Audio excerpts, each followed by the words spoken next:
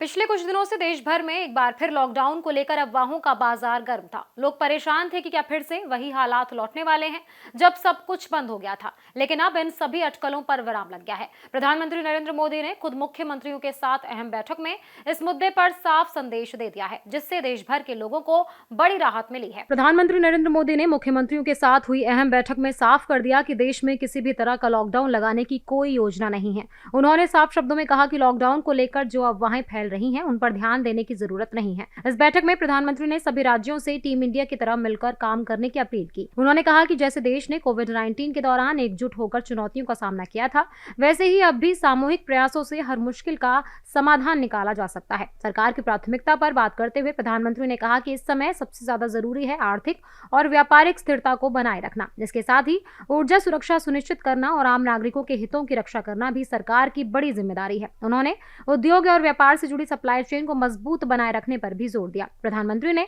राज्य को निर्देश दिए कि वो जरूरी वस्तुओं की सप्लाई चेन को सुचारू रूप से चलाते रहें। इसके साथ ही जमाखोरी और मुनाफाखोरी के खिलाफ सख्त कार्रवाई करने को कहा, ताकि आम जनता को किसी भी तरह की परेशानी ना हो। बैठक के दौरान पीएम मोदी ने कृषि क्षेत्र को लेकर भी अहम बातें रखी। उन्होंने कहा कि उर्वरकों के स्टोरेज और वितरण की बेहतर निगरानी जरूरी है। इसके साथ ही बदलती परिस्थितियों से निपटने के लिए पहले से ही तैयारी यानी एडवांस प्लानिंग पर जोर दिया। उन्होंने सीमावर्ती और तटीय राज्यों के लिए विशेष सतर्कता बरतने की सलाह दी। खासकर शिपिंग, जरूरी सप्लाई और समुद्री गतिविधियों से जुड़े मामलों में तेजी से फैसले लेने और समन्वय बनाए रखने की जरूरत बताई। प्रधानमंत्री ने गलत सूचनाओं और अफवाहों को लेकर भी गंभीर चिंता जताई। उन्होंने सभी मुख्यमंत्रियों से कहा कि जनता तक सिर्फ सही, सटीक और भरोसेमंद जानकारी ही पहुंचाई जाए, ताकि किसी तरह की घबराहट का माहौल ना बने।